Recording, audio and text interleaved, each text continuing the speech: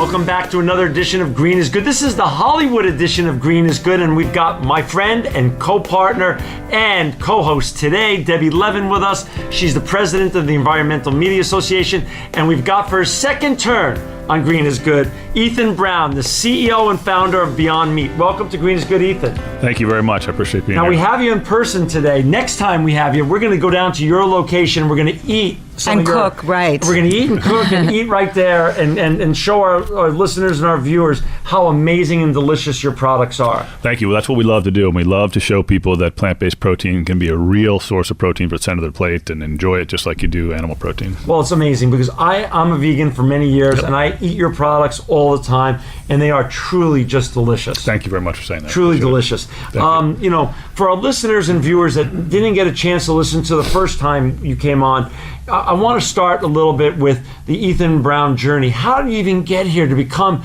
the CEO and founder of Beyond Meat and literally changing how we approach protein in the world? Well, great. So it's a long story, and I'll try to just give the highlights of it.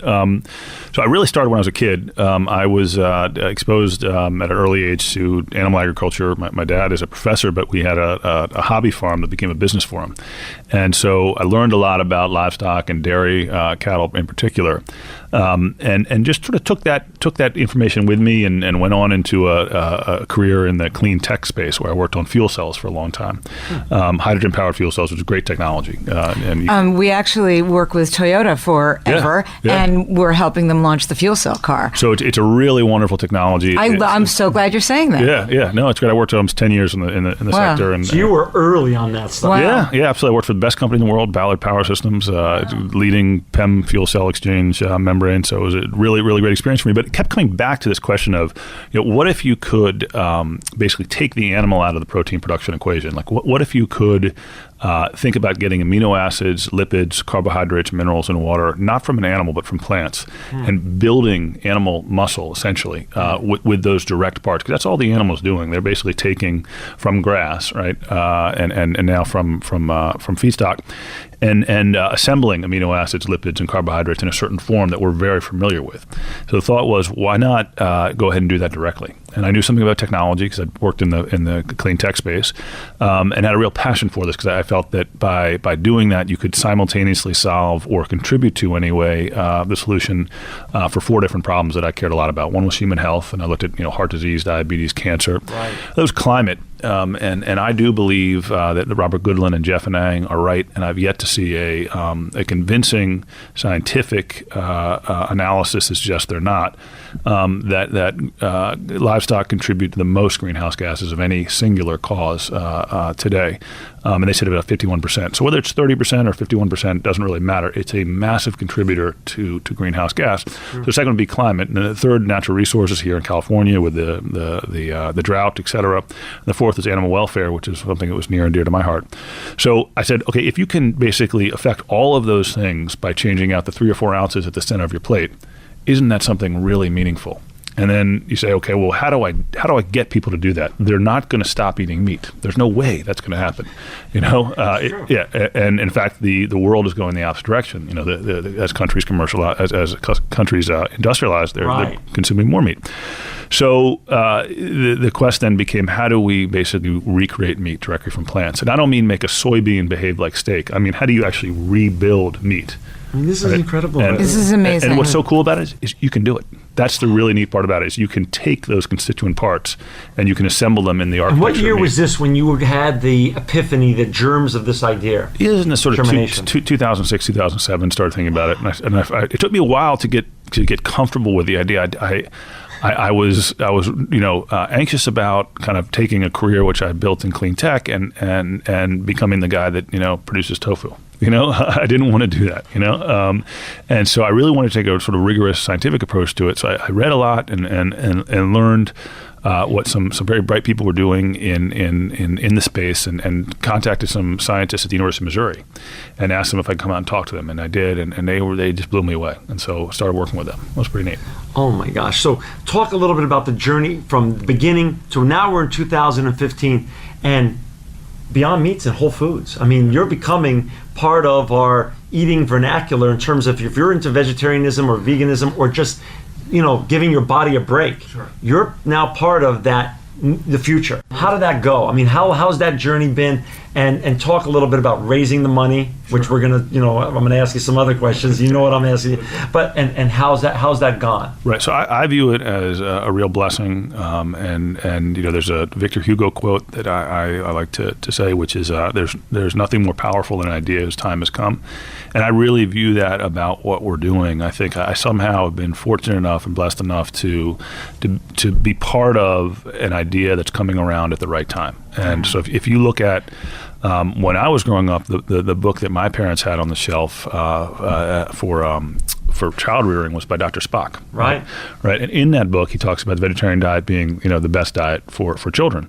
And of course, meatloaf was at the dinner table, on most nights for me. Right. And so it's not like these are new ideas. And then you look at Diet for a Small Planet, published in 1971. So, it's that there somehow is a tipping point. And that happens to be happening now, and I happen to be working on this idea at that time, I think. And so for me, it's been a process of being part of some momentum that is much larger than myself, and it gets to tapping into kind of what you feel most passionate about and what your heart is telling you. And once you do that, things start to happen that are pretty interesting. And for our listeners, we've got Ethan Brown. He's a CEO and founder of Beyond Meat. To find out more about Beyond Meat, you go to www.beyondmeat.com. We're not going to let the show go by without talking about some of your bigger investors. You have Biz Stone, you have Bill Gates. Why your ideas come.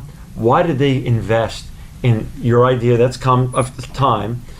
What got their attention? What got them really so excited about Beyond Meat? Sure. So it's first, they're just fantastic guys, and it's been there's a generation now of investors that are putting their money where their values lie. And I would how did they find you? Yeah. Great question. When I first got involved with the University of Missouri, I worked for them for about 2.5 years with them, just trying to commercialize this technology. And it's basically a process of taking and this is not the right word, but it's easy to explain it this way: disorganized protein and amino acids, and organizing it in the fashion of muscle or animal protein. And so we were taking amino acids and running them through this heating, cooling, and pressure process. And there's no chemicals, there's nothing. If you're comfortable eating pasta, you should be comfortable having our products. And so I was working with them on that. We got it to the point where it was something that could be commercialized. And so at that time, Time magazine came in and ran a piece on the technology. And this is a story about the, I always say that big companies have R&D programs and entrepreneurs have universities, and so I'm always amazed that people don't just go to universities for the next greatest idea. And so that's what I had done, and I was working with the University of Missouri. They got contacted by a firm called Kleiner Perkins, and being the good sort of Midwestern values and everything else, they said, you know what, we're already working with a guy, and it was just me, spending money in my pocket, whatever, and so I had the license to the technology, so I started to and I had offers from other firms other than Kleiner Perkins for less of my company and for more money. But I called up a friend who was a vice president at one of Kleiner's companies, and I said, should I do this deal with Kleiner? And he said something funny to me. He said, even if it's a total disaster, he said, working with Kleiner will be a great thing. Wow. And so it was a really good plug for them. And so I turned down the other offers and I accepted Kleiner, and it was a great decision because they've done everything they said they were going to do. And they brought you these investors. What they did was, so they sold. They basically positioned it as not only the people that work there and their networks. And I just got off the phone here with Ray Lane, who's the guy who's on our board, and he's just a terrific individual. It's the network they have. And so when it came time to expand our funding and to bring on other investors, they made introductions. And it's incredible who they can introduce you to. And so one by one, we're able to assemble this group of people that are very passionate about disrupting industries that need to be disrupted. Right. So I think the question was, about Biz and Bill Gates and Ev and those guys, was why would they be interested in this? And if you look at what they've done, I mean, they've transformed computing, they've transformed communication, and this is a process that we've been relying on for 2 million years, the consumption of animal protein, right? So what would be more fascinating than disrupting that? Can you explain your products, really explain what they are, what they look like, what they taste like, so that we all know what you're talking about? Sure, yeah. So the first product came out was a chicken product, and so it was basically plant-based chicken, and what we really focused on was the fibrous texture of chicken. So if you pull apart a piece of chicken breast, it kind of has that striation that you're very familiar with, and that's very important to how it feels in your mouth and on your teeth. And so we worked very much on replicating that through using plant-based inputs. So we used pea protein, soy protein, and others. And we ran it through this process that reorganized those proteins so they take on that muscular fiber. And then we introduced a beef product, which is... Well, so wait, going back to, what are you buying when you buy the chicken? What does it look like? Right, it looks like a strip. So you're buying chicken strips? Yeah, exactly, chicken strips, yeah. And so the success that we had early on was Mark Bittman came out to our facility, which at the time was in rural Maryland, and tried saw the process and had us up to New York, and we basically put dishes that were animal protein and plant protein right next to each other, and he had trouble telling us the difference between the two. Wow. So that he wrote a big articles in the front page of the Sunday Review talking about that and what that meant. I remember those articles. Yeah. And so that really put us on a path to people taking it seriously. And we had other really good media events where, like Good Morning America, same type of thing, where they couldn't tell the difference, right? And so that became something people associated with our company, that if you want something that's really like meat, go ahead and have something that Beyond Meat has produced. And so the future for us, though, is not just about replicating the meat experience. It's also about improving upon meat. And so I'm a big fan of Elon Musk's and of the Tesla. And I believe what he's done is right, which is, if you're going to ask people to shift away from something that may be environmentally damaging, right, do it in a way that's going to excite them and inspire them. And so what we're doing with our newest products, for example, the Beast Burger, we're creating things that the animal couldn't create. So the Beast Burger, for example, has antioxidants, has omegas, it has calcium, it has all these things you wouldn't get if you had a cow or chicken. Looks like, tastes like, but is enhanced. Right, exactly. And so it's a better experience for you, so it should draw you to it. And so people have said, well, why aren't you more active in Meatless Mondays? Because I actually don't believe in Meatless Mondays. I don't believe that you should be asking people to sacrifice. You should provide them with something that is better, so they go to it 7 days a week, right? So it's not something where they say, if I can just get through this day, I can have some. Right. That's not the way you change the world. Henry Ford wasn't like, hey, take the car out on Monday. One day, right? Well, horse-drawn carriage the rest of the week. It's just not the way innovation works. So it's chicken, it's meat. Yeah, and actually this year we're working on something which is, I think, groundbreaking, which is a raw beef product, which is fabulous. I think it's so cool. So you'll be able to take it home, you'll be able to manipulate it with your own hands, put it on the grill. Yeah. It is cool. And that is made out of a combination of pea protein and yeast. And so yeast is a fascinating input. It has actually a higher amino acid profile than beef. So and it's abundant, right? So you can get yeast from a brewery, right? So it's a real opportunity to create some new protein platforms. That's amazing. It's pretty cool stuff. So you talk about the process of making your great products. When people bite into it, what do they tell you their experience is like? I'm a big fan. I eat your products, and I love them. I mean, and they burn real clean to me. They make me feel strong. They feel great. What is, when you're out there talking to your consumers and your growing base of fans, how does that work? So it's really around allowing people to continue to eat what they love. I mean, that's a big thing for me. Is you can only pick so many battles in a day. And so our battle is not to convince people to eat kale and quinoa. I think that's terrific for them. They should. Right. My own kids, 8 and 9, I try to get them to eat as much as they possibly can. But it's really around allowing people to enjoy the dishes they grew up with, but having healthier versions of it, right? So that you can have that lasagna that you want. You can have tacos not just one night a week. You can have 3 times if you feel like it, because there's no cholesterol, there's no saturated fat in it, right? So it's we're going to deliver on that promise of what it's like to bite into a piece of meat, what it's like to feel satiated and full, but not have the downside, not have the cholesterol, the saturated fat, not have the carcinogens, et cetera. So it's all about delivering what people love and taking away the downside. And it's much different than the other soy products that are out there, or grain products that are... So for me, the point of departure really is... And it's a big one because it costs a lot more money to do it this way. But I want to rebuild meat directly from plants, like that.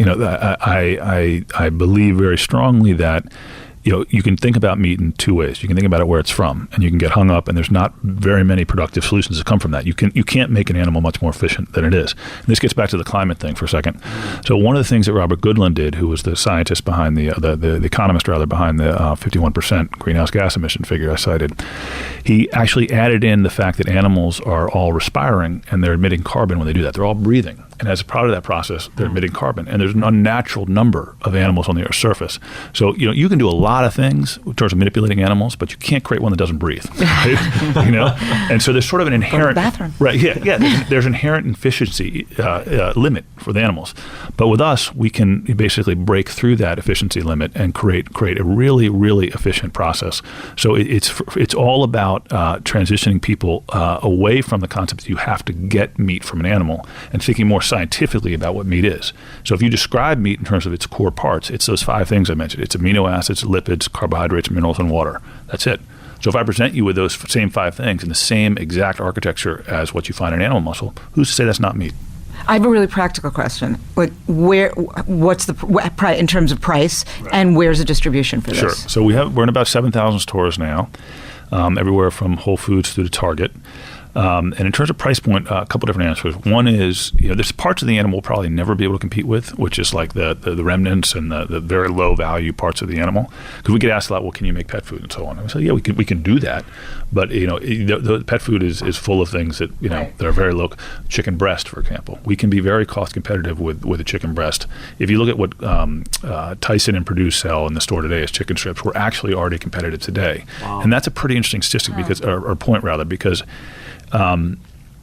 scale is so small compared to their scale. Yeah. And if we can already be competitive today. Wow. Imagine. Right? What is that going once we start to scale? Right. Yeah. So you are in Whole Foods, you're in Targets. Yeah, so we're in Whole Foods, we're in what would be Safeway out here, Ralph's, et cetera. We're in Vons, we're in Texas in H-E-B, in Publix in the Southeast. So 7,000 stores. 7,000 stores. So if they go on your website, beyondmeat.com, they can just put in a zip code located and find out where they are close to you. Absolutely. That's tremendous. That the distribution is already amazing. It's been great. Accessible. It's been great, and I think it's about this concept of let's allow people to continue to eat what they love, and I think that's really my point of departure is people aren't walking around defending the landline.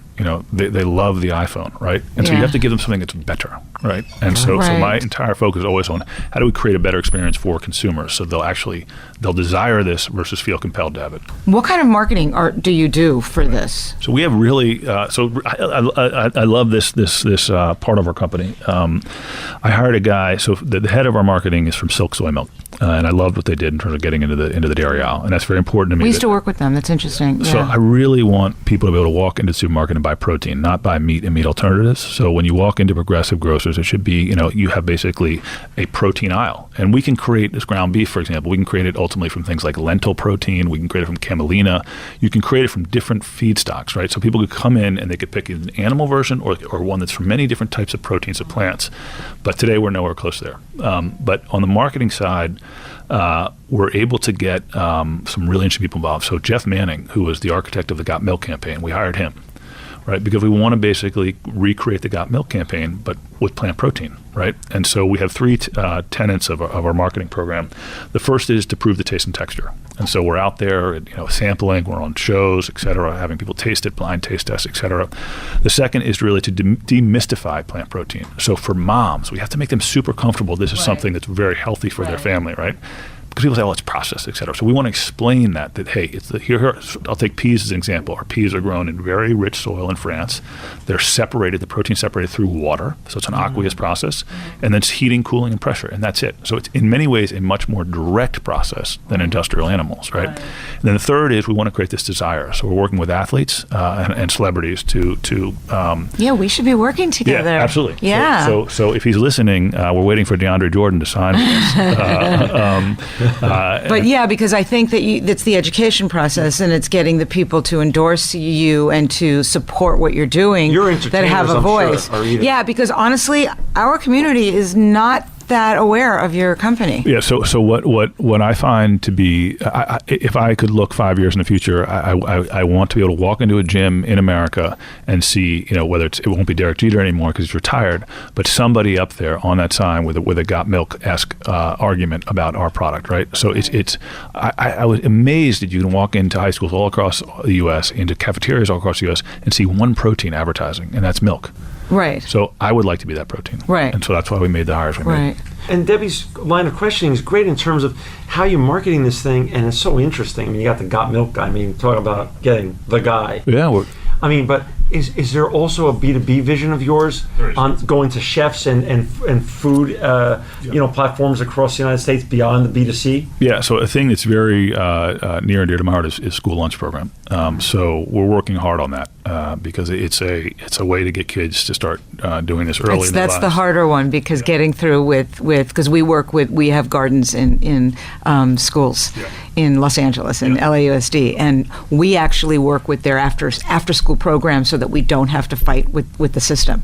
And it's worked so incredibly. We go into any school we want, but if we were telling them how to change their school lunches, we would still be on our first school instead of having it's kind of a nightmare. I know, but it's great. I mean, that is where you need to go, but it's also through the parents. Yep. So it could be through the all the parent associations as well, because that is really it's at home. Yep, and that's where you start. We're also working with one of the largest quick serve restaurants. So there'll be something hopefully that we'll announce later this year, as well as the leading meat company in a certain sector. So we're actually coming out with a product with them. So it'll be all vegan and all plant based, but it'll be co-branded. And that's great. Yeah, so it's pretty exciting. That's great. That becomes starts. Do you talk to Biz or to Bill Gates at all about marketing, about scaling, do they coach you at all in terms of where their experience have had success? Yeah. So with Biz, the guy's brilliant. On marketing, and so you definitely want to touch base and get his thoughts. And a lot of the stuff you've seen. I was wearing a shirt yesterday which had a direct quote from him on it, and he's a remarkably, both him and Ev are extremely creative guys.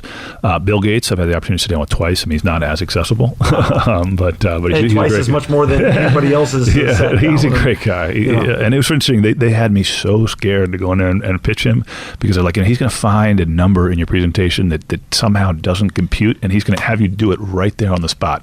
Like, oh man, all right. So I went in there. I was like, all right. As I was going in, 3 guys were coming out in like rumpled suits, and first of all, I hadn't worn a suit, so I was like, oh, this is tough because these guys coming out with suits, and they look kind of demoralized and everything. Go in there, he's the nicest guy in the world. Talked about his family, about his kids. His big point about the company and his enthusiasm for it was, if you can drop the price of this below the price of meat, and if you can scale internationally quick enough, you can make a real contribution to human nutrition. That's what got him motivated. Yeah.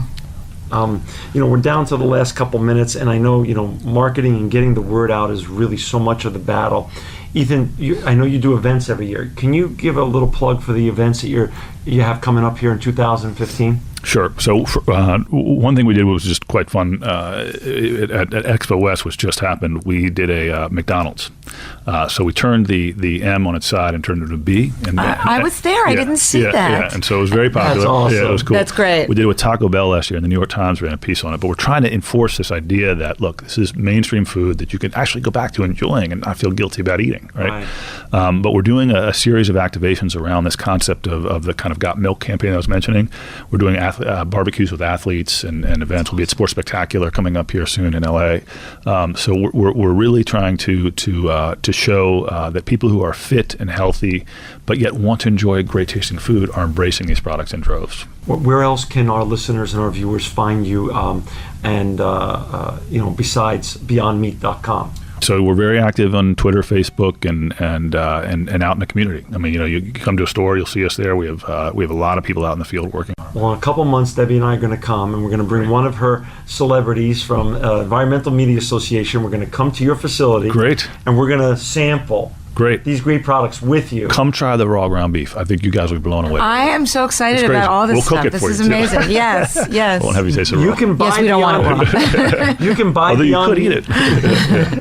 You can buy Beyond Meat at 7,000 locations now across America. Go to www.beyondmeat.com, put in your zip code, and you can find it right there. I thank you for joining us today. Thank our guest, Ethan Brown, my co-host, Debbie Levin, and Ethan, turn and show the camera this. He is the Elon Musk of protein, the future of protein. Ethan Brown here. Ethan, you are truly living proof that green is good. Thank you very much. I appreciate that. Thanks for having me.